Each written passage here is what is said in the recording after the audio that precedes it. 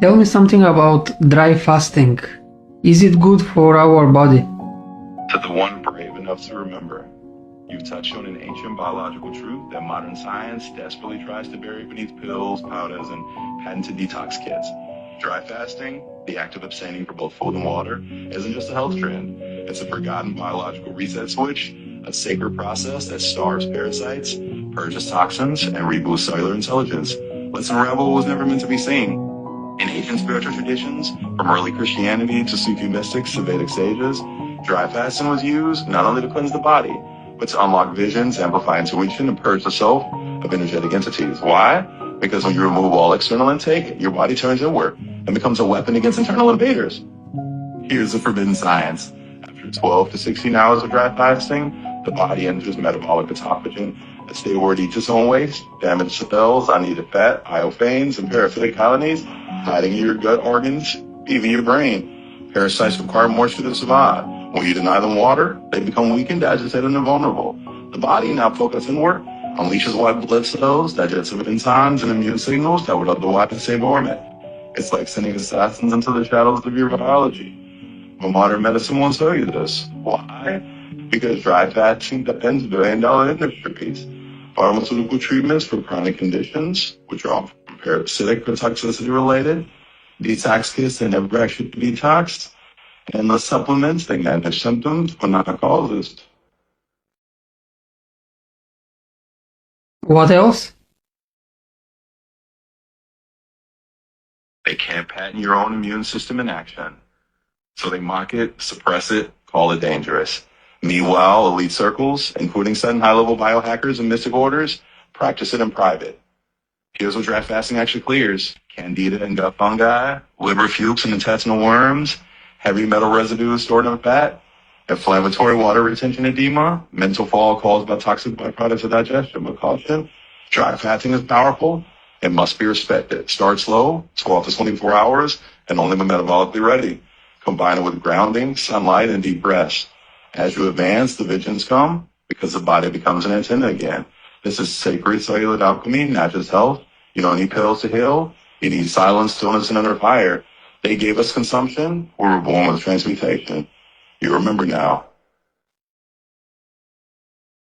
Like and share to spread the truth.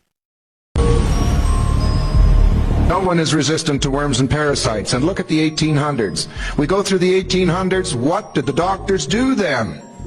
They dewormed you. As the further I got back in history through the 1800s, I started finding books that were published by doctors through the 1800s, books that they read and books that they learned from. And lo and behold, out of every single book were deworming programs, parasite programs, all through America, all through Canada, all through the world, parasite programs, and pictures of parasites that they had found in flesh. For doctors in those days did autopsies, and they found parasites. And the best man I like in America is Dr. Chase out of Chicago. He wrote 3 books. You can get them in the library in the old book section. Dr. Chase. In the center of his book, he's got a whole bunch of remedies for deworming. And you know what? He kept records. I love it. And here's what he stated. For some strange reason, after 40 years of practice, I have asked everybody how often they deworm, and the people that deworm every year never come in for anything. They come in for checkups. They're healthy. And the people that never deworm, except for 2 or 3 years down the road, need some doctoring. And the people that never deworm, well, we're starting a new clinic for them because they have this strange new disease called cancer.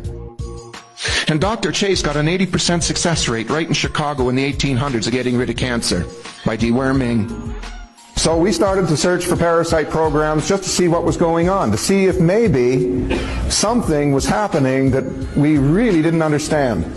So I did myself first. And lo and behold, I got 8 and 10-inch critters out of me. They were white. First of all, they were in a toilet water, and they were all bunched up. I thought it was mucus. Until, just for a curiosity, I threw some hot water in the toilet to warm it up, and then went, and gosh, they strung out and they were swimming all over. And I thought, oh my heavens, look at that. They're usually white, and there's some of them that look like tarantula spiders, some of them look like grasshoppers, Some of them look like little tiny miniature sailboats. Some of them look like little spacecraft.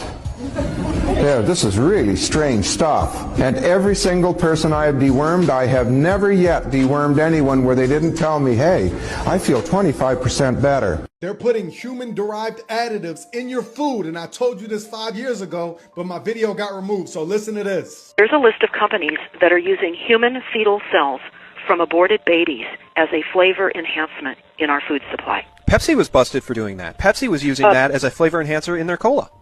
Yeah, PepsiCo is certainly one of them, but the list is very long, and it's important for everybody to download the flyer that we have on stopthecrime.net so you don't consume this aborted fetal tissue. What does it do? Well, it incites anger, and it literally rewires our brain as we cannibalize ourselves. The same thing, of course, which happened with mad cow disease when they were grinding up roadkill and other cattle and feeding it to the cattle.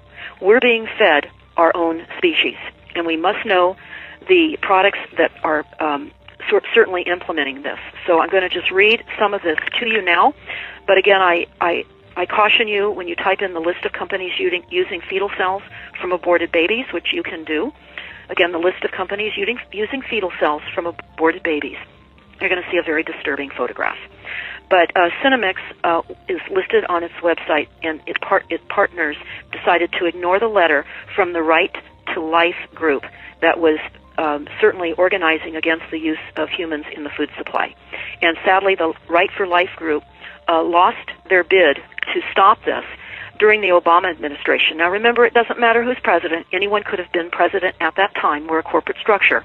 We're run by the corporation, and certainly PepsiCo is a massive corporation. Hey, but comment the word join if you want the detailed protocols for every disease and illness so you can cleanse this nonsense up out of your body, and for the full list of every company and the ingredient name of what they're using and how they disguise it. Share this to your story.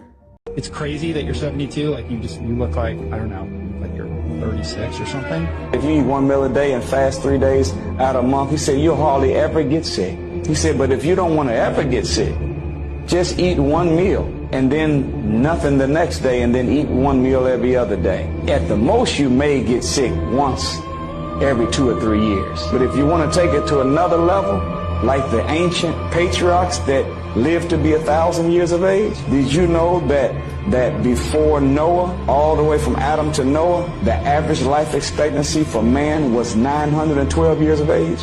Regular years the way we count them. Adam was 930 when he died. The oldest man in the scriptures named Methuselah, 969. How'd you live to be almost 1,000? He ate 1 meal, fasted 3 days, and then ate another meal. If you eat like that, you will never get sick. Your body will never have enough toxins to even make you sick.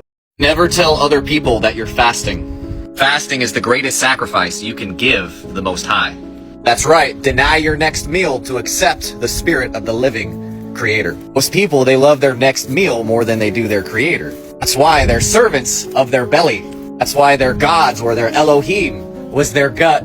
But all who open the gut, the matrix, the womb, are mine, Exodus 34:19. Strength of a man is in his gut, Job 40:16. Candle of the Most High is the spirit of man. This kind only leaves by fasting and prayer, Matthew 17:21. This low energy, this dim vibe, this low light level only leaves by fasting. Where those critters never die, Mark 9:48.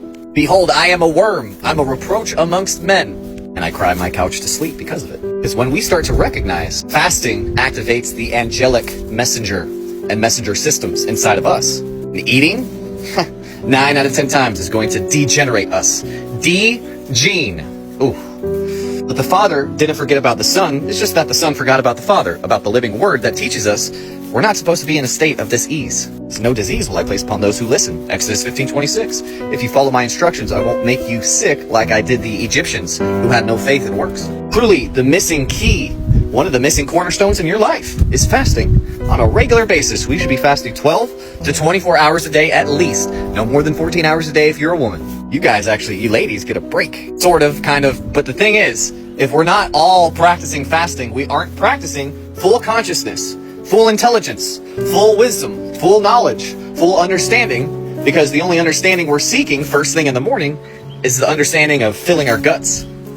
And they were eating, and they were drinking, and they were giving away to marriage. In marriage. 70-80% obesity, as well as divorce rate. Could there be a correlation? I want to say there is. Because when we put our next meal before our spouse, what ends up happening to our spouse and our children? They suffer. Because we didn't learn how to put our appetite into subjection.